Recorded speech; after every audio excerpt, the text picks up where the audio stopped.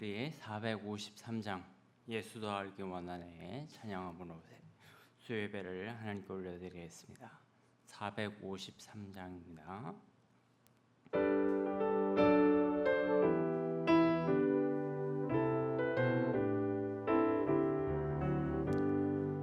예수도 알기 원하네 크고도 넓은 은혜와 계속해 주신 사랑을 간절히 알기 원하네 내 평생의 소원 내 평생의 소원 계속해 주신 사랑을 간절히 알기 원하네 성령이 스승되셔서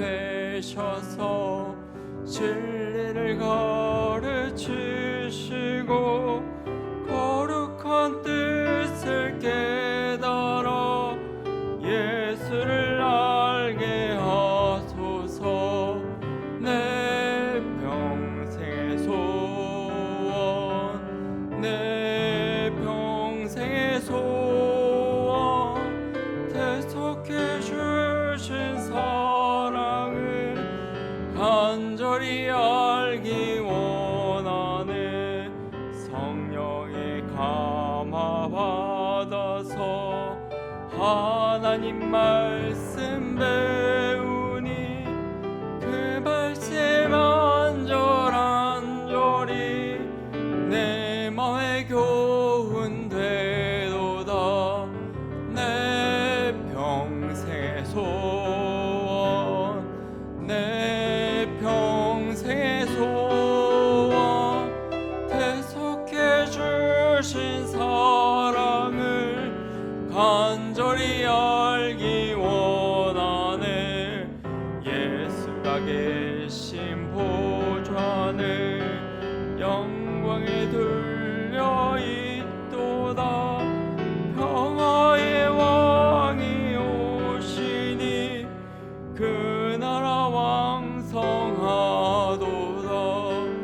내 평생의 소원 내 평생의 소원 계속해 주신 사랑을 간절히 알기 원하네. 아멘. 오늘 이 시간 하나님 앞에 우리를 예배의 자리로 인도해 나오신 것에 감사하며 묵상 기도하겠습니다.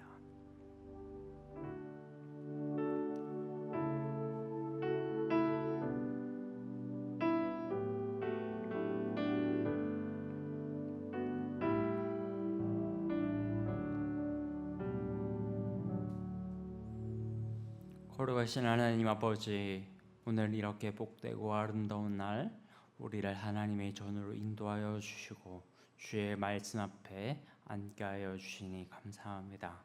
이 시간 저희의 마음을 열어주시고 귀를 열어주시고 하나님의 말씀을 들을 수 있도록 성령께서 우리의 마음을 감화시켜 주셔서 우리가 이 말씀을 듣고 하나님의 뜻을 분별하며 승리하는 삶을 살게 도와주시옵소서. 오늘도 하나님께서 베풀 은혜를 베풀어 주실 것을 믿사오며 예수 그리스도의 이름으로 기도합니다. 아멘. 찬송 간증 더 하겠습니다. 461장입니다.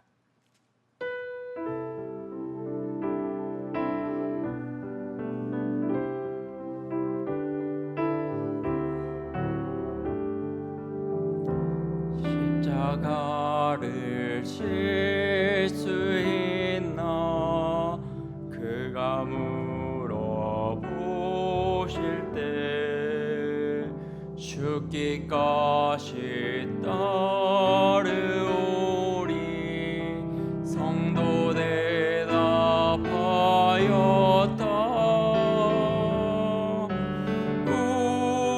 우리의 심령 주의 것이니 주님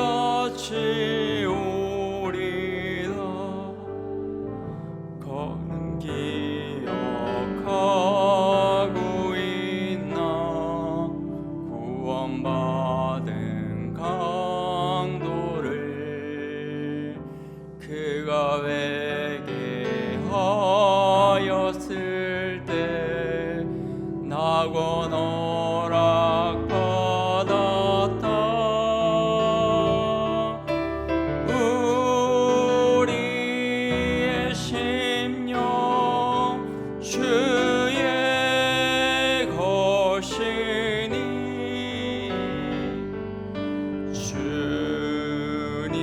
주님의 형상 만드소서.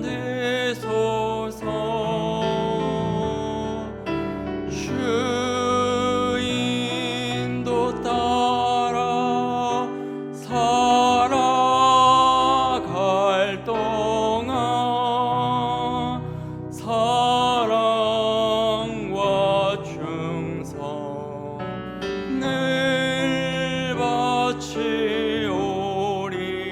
걱정 근심 어둠 그늘 걱정 근심 어둠 그늘 너를 둘러 덮을 때 주께 내 영 맡기겠나. 최후 승리 믿으며 우리의 심령 주의 것이니 주님의 형상 만드소서. 주 인도 따라 살아갈 동안 사랑과 충성 늘 바치오리다. 이런 일 다 할 수 있나. 주가 물어보실 때 용감한 자 바울처럼 선뜻 대답하리라.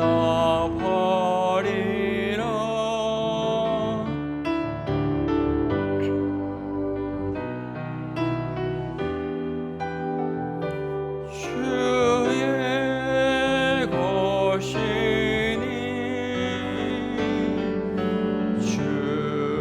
주님의 형상 만드소서. 주 인도 따라 살아갈 동안 사랑과 충성 늘 바치오리다.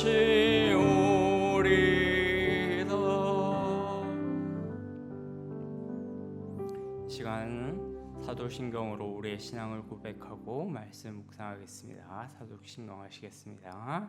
전능하사 천지를 만드신 하나님 아버지를 내가 믿사오며 그 외아들 우리 주 예수 그리스도를 믿사오니 이는 성령으로 잉태하사 동정녀 마리아에게 나시고 본디오 빌라도에게 고난을 받으사 십자가에 못 박혀 죽으시고 장사한 지 사흘 만에 죽은 자 가운데서 다시 살아나시며 하늘에 오르사 전능하신 하나님 우편에 앉아 계시다가 저리로서 산자와 죽은 자를 심판하러 오시리라.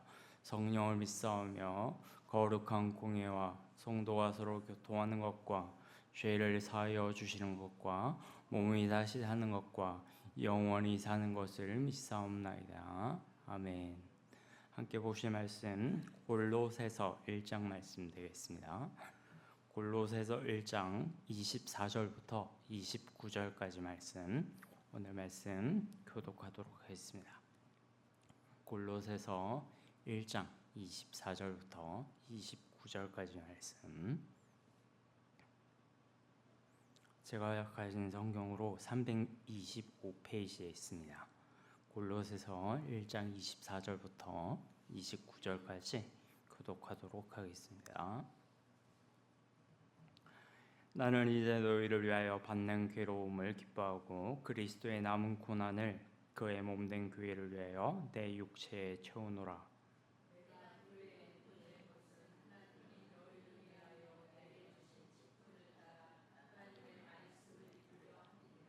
이 비밀은 만세와 만대로부터 감추어졌던 것인데 이제는 그의 성도들에게 나타났고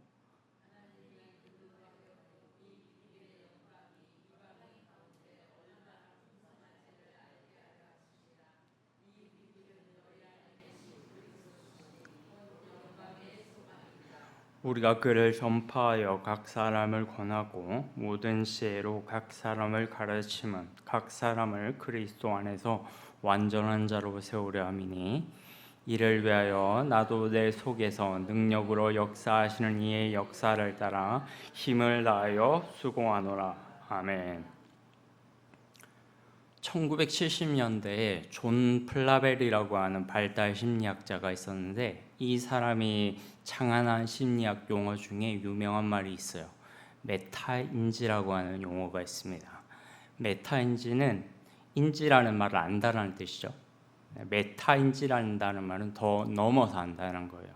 그러니까 더 구체적이고 피상적인 알을 넘어서 실제적이고 나에 대해서 구체적으로 안다는 뜻입니다. 아마도 이 메타인지를 가장 잘 표현할 수 있는 정의를 찾는다면 자기 객관화 능력이라는 이 표현이 될 수 있을 거예요. 사람들은 자기가 생각보다 괜찮은 사람인 줄 알아요. 자기 객관화 능력이 대부분 떨어집니다. 저도 마찬가지고.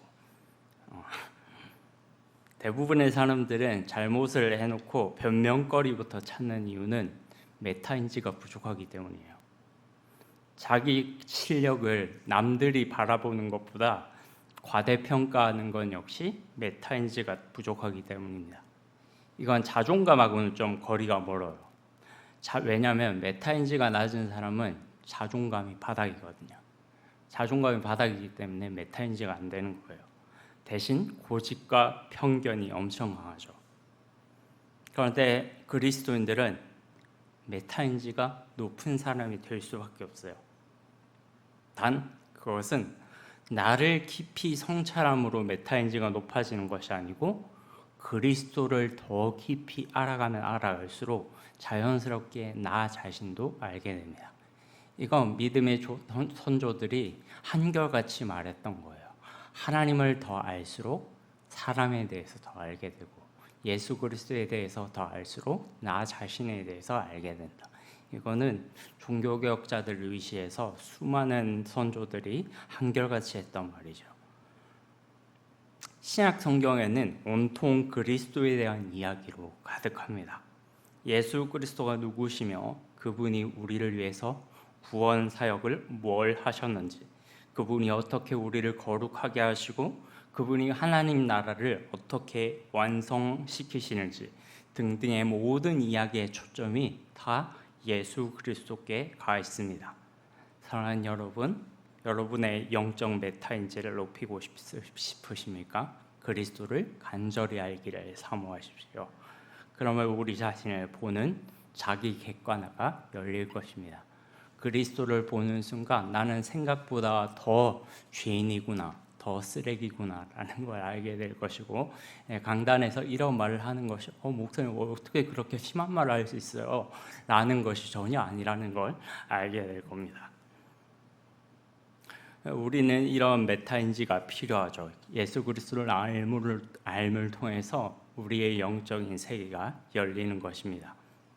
그렇다면 우리의 지혜로 그리스도를 알 수 있다고 말합니까? 성경은 그것이 불가능하다고 말해요. 왜냐하면 오늘 본문 26절과 27절에서 비밀이라는 말이 3번이나 강조되죠. 또 오늘 본문 바로 뒤에 나오는 2장 2절까지 합하면 무려 4번이나 비밀이라는 말이 강조되고 있어요. 먼저 26절, 27절 말씀을 다시 한번 읽어보겠습니다. 시작.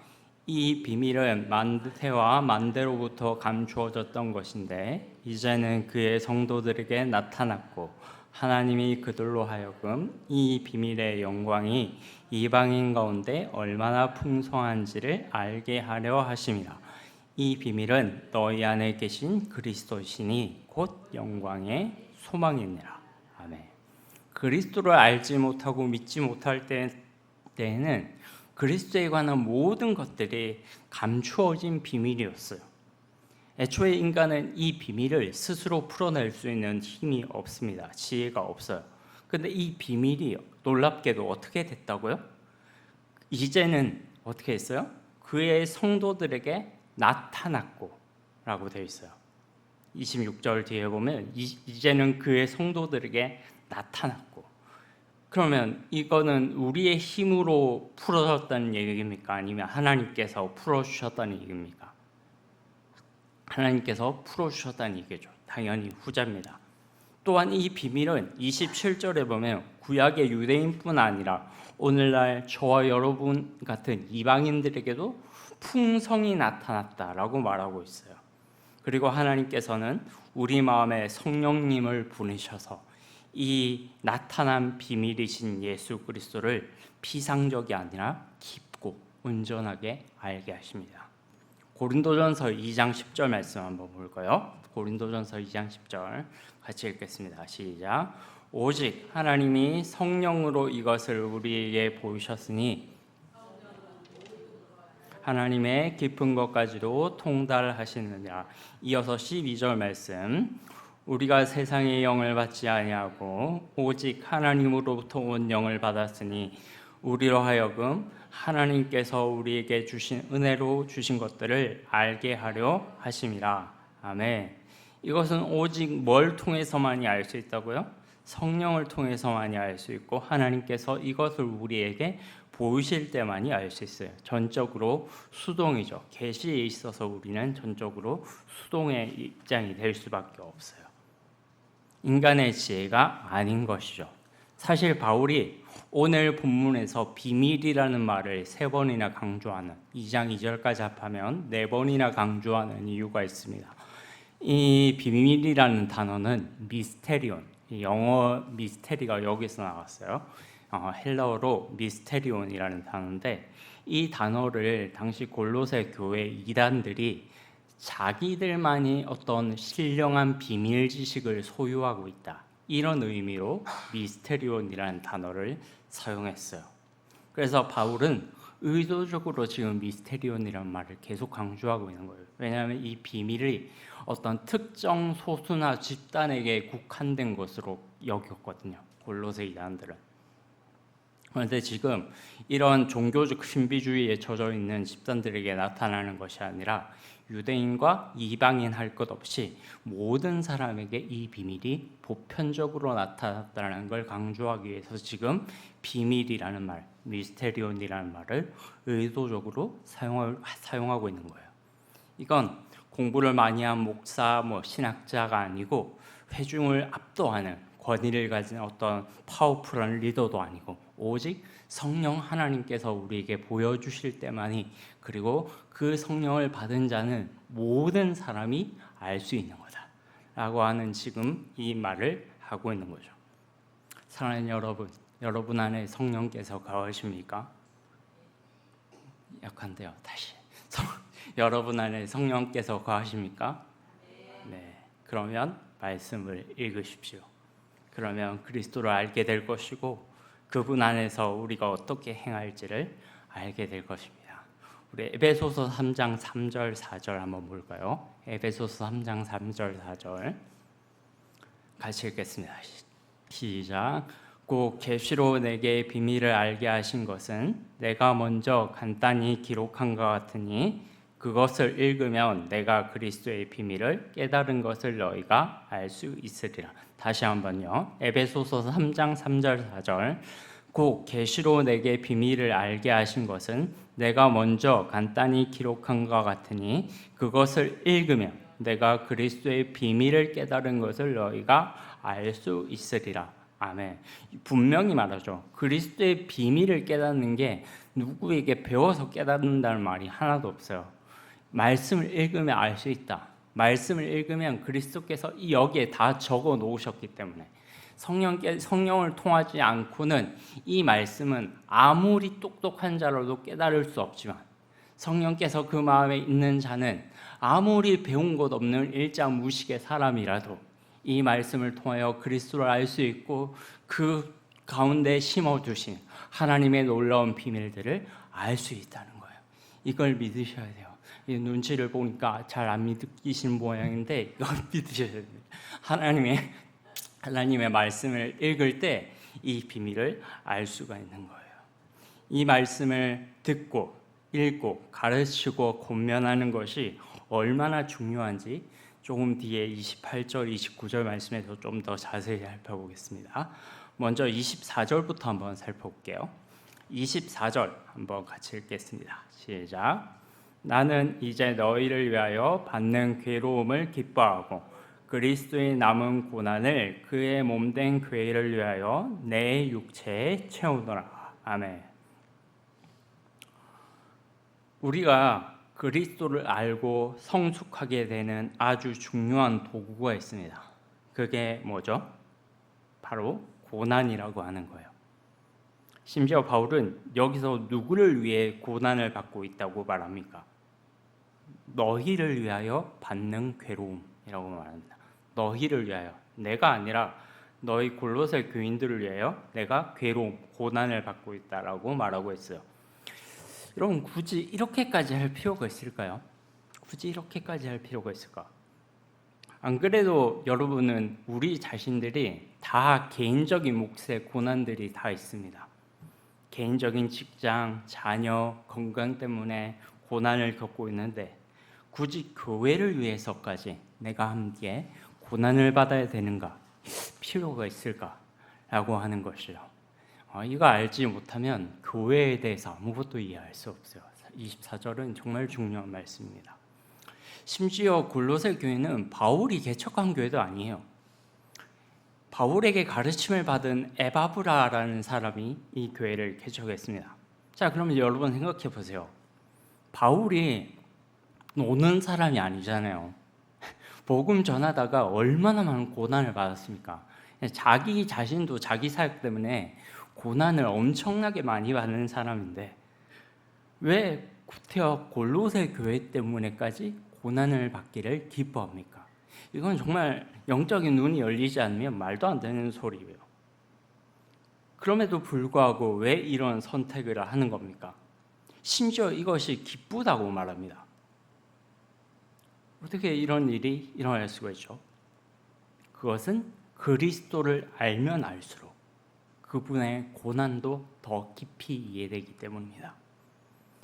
여기서 그리스도의 남은 고난을 채운다라는 말이 있는데 이게 자칫 오해할 여지가 있어요.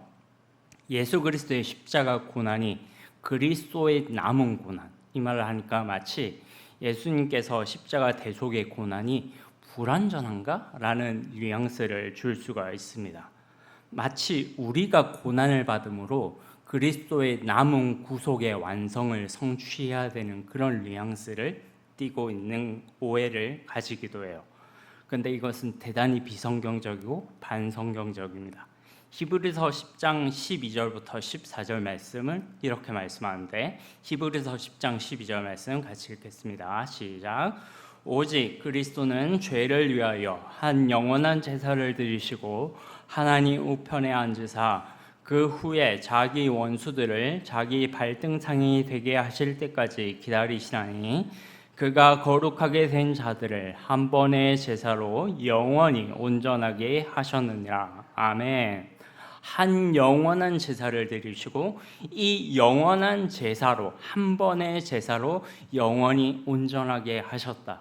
이건 예수 그리스도의 그 구속의 사건, 2000년 전에 일어난 그 구속의 사건이 완전하고 흠이 없고 더 이상 보탤 것이 없다는 것을 말하고 있어요.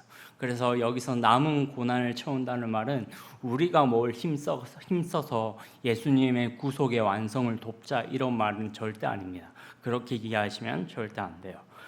그리스도의 남은 고난은 결코 십자가의 대속의 고난이 불완전하다는 뜻이 아니라 그리스도의 복음이 끝까지 선포될 때 그 과정에서 우리가 받는 고난을 말해요.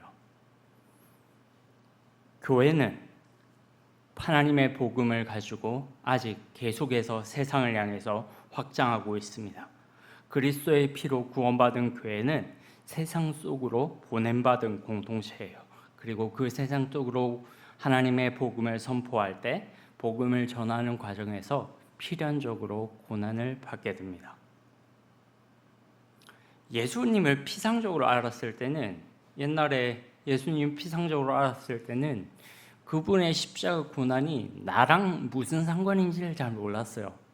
2000년 전에 골고다에서 어떤 청년이 돌아가셨다. 근데 참 사람들이 이야기 들어보니까 좋다더라.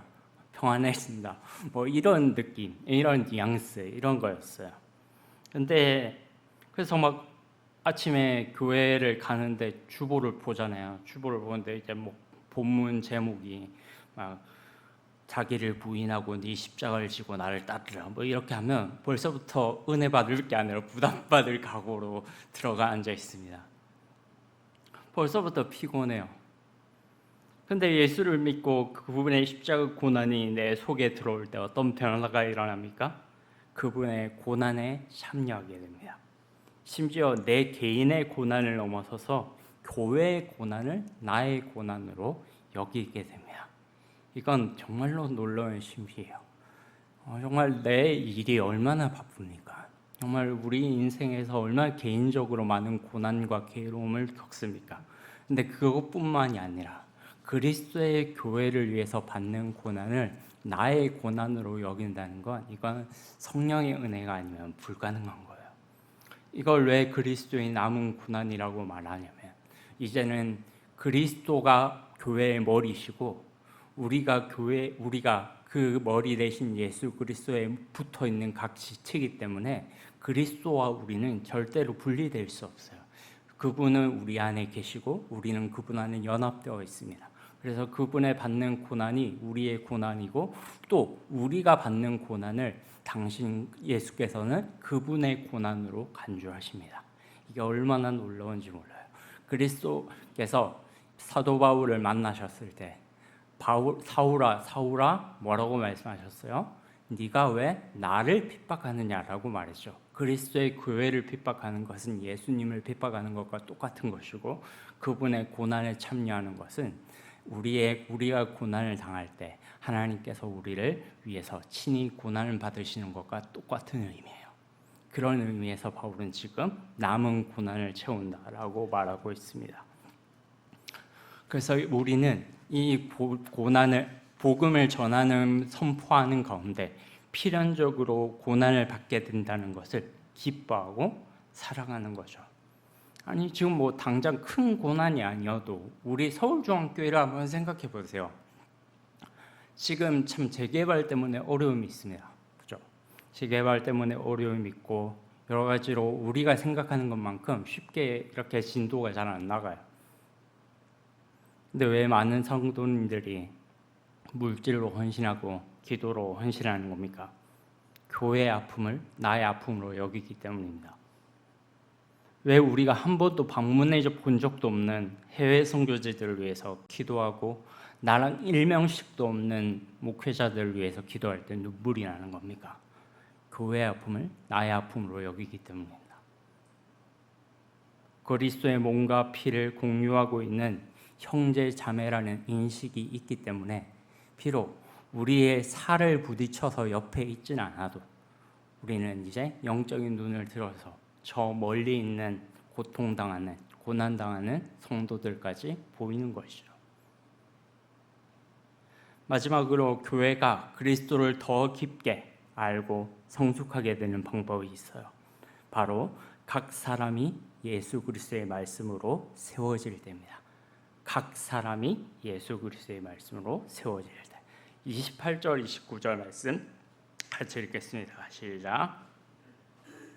우리가 그를 전파하며 각 사람을 권하고 모든 지혜로 각 사람을 가르치면 각 사람을 그리스도 안에서 완전한 자로 세우려 함이니 이를 위하여 나도 내 속에서 능력으로 역사하시는 이의 역사를 따라 수고하노라. 힘을 다하여 수고하노라. 아멘. 28절에 보면 각 사람이라는 말이 3번이나 나오죠. 그리고 전하고 권하고 가르친다 이런 비슷한 말들이 나옵니다. 둘 다 중요한 말이에요. 각 사람이라는 말도 굉장히 중요하고 가르치고 권한다라는 말도 굉장히 중요합니다. 아마도 이 바울이 이렇게까지 각 사람을 강조한 이유도 앞서 제가 설명했듯이 특정 소수나 집단이 비밀 지식을 소유했다고 자랑하는 것을 경계하기 위함이에요. 복음은 모든 사람에게, 복음은 각각의 모든 사람에게 알려진 것이지 결코 특정 집단의 소유물이 아니라는 것을 지금 강조하기 위해서 바울이 아마 각 사람이라는 말을 3번이나 구태여 반복해서 썼을 가능성이 굉장히 큽니다. 여러분, 복음은 모든 사람의 거예요. 우리 주님께서 그분을 믿는 모든 자를 위해서 돌아가셨습니다. 교회 안의 모든 각 사람이 그리스도를 알고 완전한 자로 세워지는 일에 그래서 전심전력을 다해야 되는 거예요. 이것이 교회 교육의 목적이며 제자 훈련의 목적입니다. 각 사람을 전파하고 각 사람에게 그를 전파하고 각 사람을 가르치고 각 사람을 그리스도의 온전한 자로 세우는 것. 말 그대로 한 사람 한 사람이 유치부부터 행복마을 어르신들까지 교회 안에 있는 모든 사람에게 그리스도를 알리고 그리스도를 전하고 그분의 은혜 가운데 장성한 자의 분량에 이르기까지 할 수 있도록 세워져 나가는 것이 교회가 할 일입니다. 이것이 교회의 목적이에요. 가장 첫 번째로 뭐가 있겠어요? 설교를 통해서 모든 성도들은 가르침을 받습니다. 우리가 그를 전파하여 라는 말은 선포한다는 말이에요. 설교를 말합니다. 에베소서 4장의 말씀처럼 한 믿음과 한 성령 안에서 이 동일한 설교의 말씀을 통해서 자라갈 수 있는 거예요. 그래서 우리가 지난 5년간 올포 말씀을 모든 세대가 동일하게 가르침을 받은 것이 얼마나 큰 은혜인지 모릅니다. 정말로 감사한 일이에요. 그리고 모든 각 사람을 권하고 모든 지혜로 각 사람을 가르치기 위해서 최선을 다하고 있죠. 권하고 가르친다는 말은 설교하는 것보다 좀 더 세부적인 개념이에요. 설교라는 건 이제 사실 공적인 선포죠. 여러분들에게 한 사람 한 사람, 물론 한 사람 한 사람이 앉아 있지만 제가 김현순 권사님이나 정경래 집사님께 설교를 하지 않죠. 많은 설교하지 모든 사람에게 설교를 공적으로 하고 있습니다. 그래서 사실은 이 설교 하나만으로는 각 사람을 세우기는 조금 부족해요. 제가 신대원 들어갔을 때 어떤 분이 저한테 이렇게 조언을 하셨습니다. 설교에 목숨 걸라라고 말씀하셨어요. 예, 그게 무슨 말인지 알고 있습니다. 근데 제가 오해를 했죠. 그 말이 무슨 말인지. 설교 하나면 된다라고 생각했어요. 이게 그 설교에 목숨을 걸어라라고 하는 말은 설교에 하나면 된다, 설교 하나만으로 성도가 변화된다 이 말이 아니고 그만큼 목회자가 하는 모든 사역 가운데 설교가 핵심이지만 설교 하나만으로는 부족합니다. 왜냐하면 그만큼 얼마나 다양한 사람들이 있는데요. 얼마나 다양한 사람들이 있고 얼마나 이 말씀을 똑같은 말씀을 들었을 때 이 말씀을 받아들이는 정도도 다 다르고요. 그 깊이도 다 다르고요.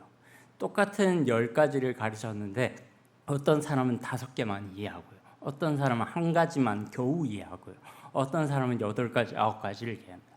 그런 모든 사람의 각 사람을 그리스도의 제자로 권하는 것은 설교 하나만으로는 부족하죠. 그래서 모든 성도들이 같이 일을 해야 되는 겁니다. 그래서 우리가 뭐가 있어요? 이런 공적인 선포 외에도 뭐가 있습니까? 목장 예배를 통해서 목자들이, 훈련받은 목자들이 이 목원들을 가르치잖아요. 그리고 이 목원들을 가르치기 위해서 목자들이 그리스도의 말씀을 훈련하고 있지 않습니까? 정말 한 사람 한 사람을 세심하게 살피고 잘 권면하고 가르치기 위해서 이 목자들의 교육이 꼭 필요한 거예요. 그러므로 우리 각 마을 목자들의 수고는 목회자들의 수고와 맞먹습니다.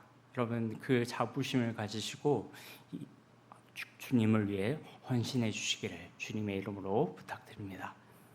그 목자들을 통해서, 이렇게 귀한 목자들을 통해서 우리 교회 안에 각 목장들이 건강하게 잘 세워져 나가고 있다는 것이 얼마나 감사한지 몰라요. 주께서 수고하는 우리 모든 목자들에게 은혜를 베풀어 주실 것이라고 믿습니다. 또한 29절 끝에 보면 내 속에서 능력으로 역사하시는 이의 역사를 따라 힘을 다하여 수고한다라고 말했어요. 대충 한다는 게 아니에요. 힘을 다해서 수고한다. 정말 전심전력을 다해서. 제가 이거를 제 3주 전부터 수요일 말씀을 좀 준비하고 있었는데 얼마나 찔렸는지 몰라요. 힘을 다하여 수고한다. 힘을 다하여 수고한다. 이 표현이 저를 굉장히 생각하게 만들었어요. 혹시 이윤찬이라는 피아니스트를 알고 계시는지 잘 모르겠어요. 이윤찬이라는 피아니스트가 있는데 제가 최근에 알게 됐어요. 정말로 한 세기에 나올까 말까 하는 천재라면서요. 제가 근데 워낙 음악에 문외한이라 그런 사람이 있다는 걸 최근에 알게 됐습니다. 근데 나이도 젊어요. 나이도 저랑 띠동갑이에요. 2000년생. 그 사람이 피아노 연습을 하는데 진짜로 두 음절을 7시간 반 동안 연습을 했어요. 두 곡이 아니고 두 음절을 치는데 7시간 반을 연습을 했대요. 그래서 인터뷰하는 기자가 물어봤다는 거예요. 당신 같은 실력에 왜 이런 곡을 그렇게 오래 열심히 연습합니까? 라고 물어봤더니 이민찬이 하는 말이 정말로 저한테 확 꽂혔어요. 정말 이 천재적인 피아니스트는 생각도 다른 것 같아요. 뭐라고 말하냐면 첫 음절을 딱 눌렀을 때 그 첫 음절 피아노 소리가 내 심장을 때리지 않으면 연습이 아니에요. 무슨 말인지 이해하셨어요? 저는 이렇게 생각할 수도 있구나 굉장히 신기했거든요. 피아노 첫 음절을 딱 눌렀는데 그 첫 음절이 제 심장을 때리지 않으면 연습한 것으로 간주를 안 한다는 거예요. 와, 대단한 사람이다. 그래서 저에 대해서 아주 굉장히 깊이 돌아보게 됐어요. 나는 뭘 하고 있는가? 나는 너무 대충 그리스도를 위해서 일을 한다는 것이 힘을 다하여 수고한다라는 것과는 너무 동떨어져 있는 것이 아니었던가. 우리가 예수님의 고난에 대해서 알고 또 설교를 하고, 사실 설교를 준비하는 것이 여전히 저에게 힘든 작업이긴 하지만 그래도 아무래도 교육 전도사 때보다는 낫겠죠. 교육 전도사 때보다 아무래도 낫겠죠. 제가 이 일을 벌써 10년 넘게 했는데, 그리고 똑같은 본문을 읽어도 이 본문이 어떻게 설교를 하고 어떤 구조로 나가야 복음을 더 잘 선명하게 나타낼 수 있겠다라는 것도 알고 있습니다. 그래서 교육 전도사 때보다는 설교 준비하는 시간이나 어떤 전제되어 있는 지식이나 이런 것들이 더 많이 알고 있죠. 그런데 그렇다고 해서 제가 돌아봤을 때, 전도사 시절과 돌아봤을 때 힘을 다하여 수고한다라는 말에 촉돼서 봤을 때는 지금이 좀 더 부족한 것 같아요. 부끄럽지요. 그래서 정말 우리가 이게 힘을 다하여 수고한다. 그리스도의 복음을 위해서, 주님의 교회를 세우기 위해서 성숙한 모든 각 사람에게 하나님의 말씀을 가르치고 그들을 그리스도의 온전한 제자로 성숙하도록 하기 위해서 우리 각 사람이, 특별히 목회자뿐만 아니라 우리 각 목자들과 새가족 관사들과 또 우리 주일학교 선생님들과 모든 리더들이, 모든 가르치는 자들이 힘을 다하여 수고하노라. 이 의미를 더 깊이 생각하고 그리스도께서 우리에게 오시는 그날까지 우리가 부끄러움이 없이, 흠이 없이 주님 앞에 나올 수 있었으면 좋겠습니다. 하나님께서 우리 모두에게 은혜를 주셔서 이런 그리스도의 고난을 통해서 또 가르치고 권면하고 선포하는 이 사역들을 통해서 우리 가르치는 모든 자들의 수고와 섬김을 통해서 우리 서울중앙교회를 더 믿음의 반석 가운데 세워주시리라고 믿습니다. 그런 교회를 꿈꾸면서 우리 한번 찬양하겠습니다. 오늘 이곳에 계신 성령님이라는 찬양인데요. 좀 생소하실 수 있는데 같이 한번 찬양해 보겠습니다. 오늘 이곳에 계신 성령님.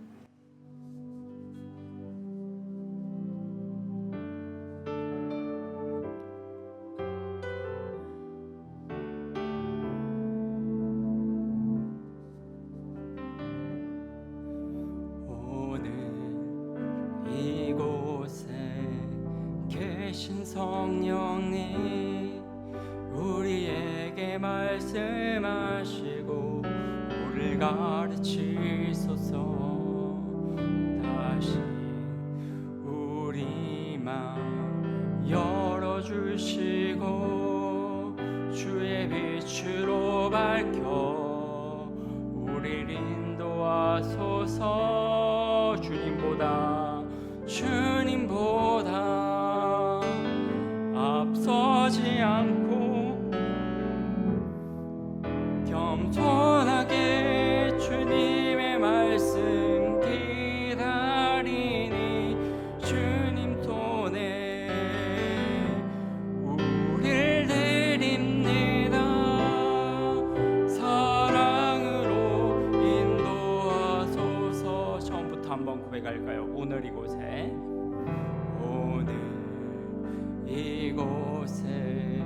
계신 성령님 우리에게 말씀하시고 우리를 가르치소서. 다친 우리 마음 열어주시고 주의 빛으로 밝혀 우리를 인도하소서. 주님보다 앞서지 않고 겸손하게 주님의 말씀 기다리니 주님 손에 우릴 드립니다. 사랑으로 인도하소서. 주님보다 앞서지 않고 주님보다 앞서지 않고 겸손하게 주님의 말씀 기다리니 주님 손에 우릴 드립니다.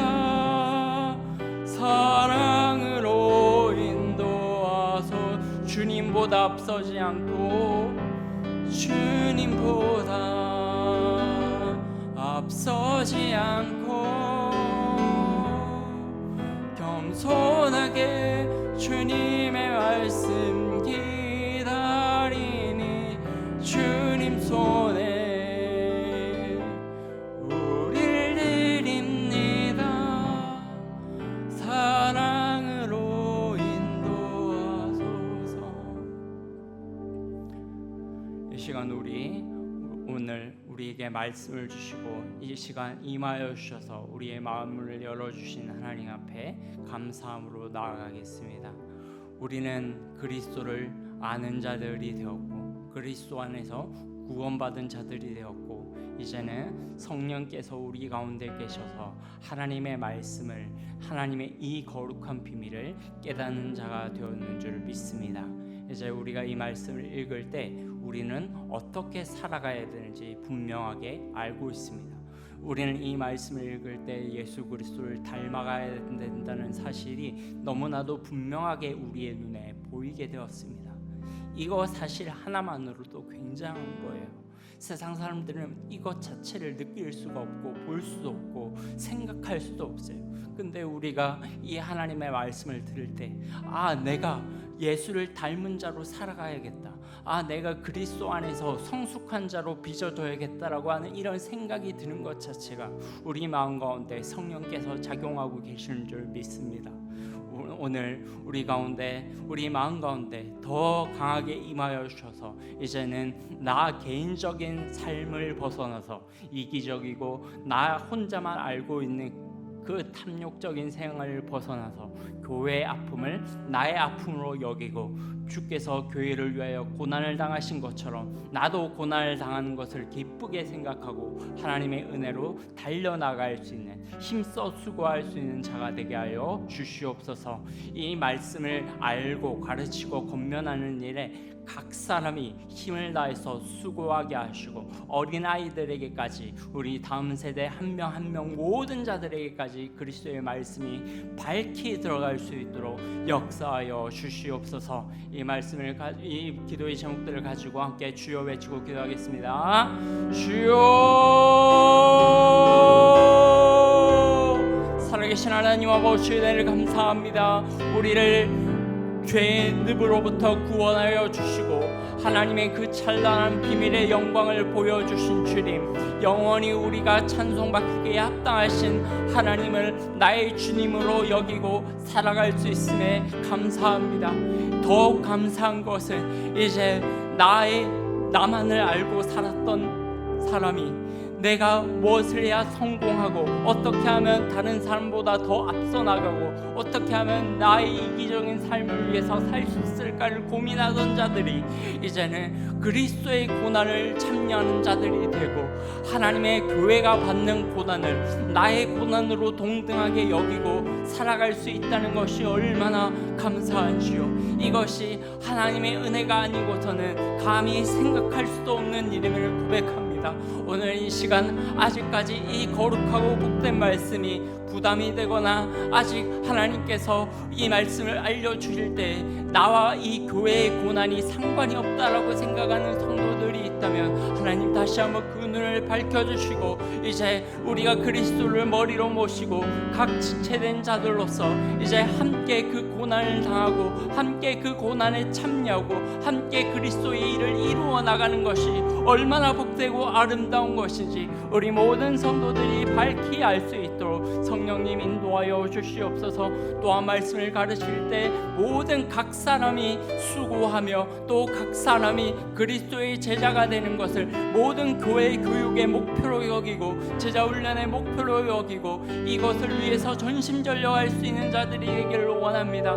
나 한 사람은 이 훈련에서 빠져도 되겠지, 나 한 사람은 내 마음대로 행동할 거야가 아니라 어린아이들까지, 모든 노인, 정말 어르신에 이르기까지 모든 각 사람 한 사람 한 사람이 이 거룩하고 복된 하나님의 말씀을 나의 말씀으로 받아들이고 자양분을 공급받고 자라고 때가 되어서 무르익어 이제는 그리스도의 복음을 나 역시 다른 사람들에게 전파할 수 있는 자가 될 수 있도록 주님, 우리 교회를 사용하여 주시옵소서.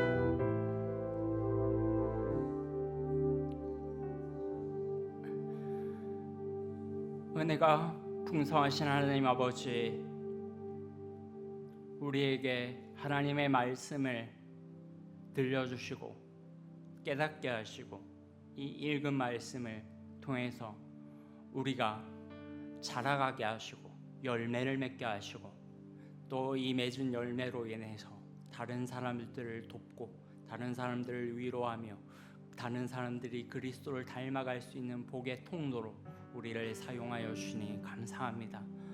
아무짝에도 쓸모없던 우리 인생, 그리스도 안에서 새로운 빛을 보았습니다. 그저 꿈도 없이 빛도 없이 이 세상에서 현대 자본주의 사회에서 그저 썩어가다가 그리스도를 알고 난 이후로 내가 어떻게 인생의 목적이 달라졌고 그리스도 안에서 열매를 맺는 자가 되었는지 알게 되었습니다. 이 거룩한 복음의 비밀을 우리가 알게 되었사오니 우리가 혼자만 간직하고 있는 것이 아니라 다른 사람들에게 권하고 모든 지혜로 가르치고 모든 지혜로 그리스도 안에서 성숙하게 되는 것을 도울 수 있는 그 일에 우리 모든 성도들이 참여할 수 있는 거룩하고 복된 교회가 되게 하여 주시옵소서. 해가 갈수록 자원하여 교사로 자원하는 심령들이 더 많게 하시고 목장 교사로 자원하는 자들이 더 많아지게 하시고 이 그리스도의 복된 일꾼으로 자원하여 섬기는 자들이 더 많아지게 하셔서 하나님의 교회가 말씀으로 더 건강하고 흥왕할 수 있도록 하나님 역사하여 주시옵소서. 이 일에 우리를 불러주신 것에 감사하며 우리 주 예수 그리스도의 이름으로 기도드립니다. 아멘.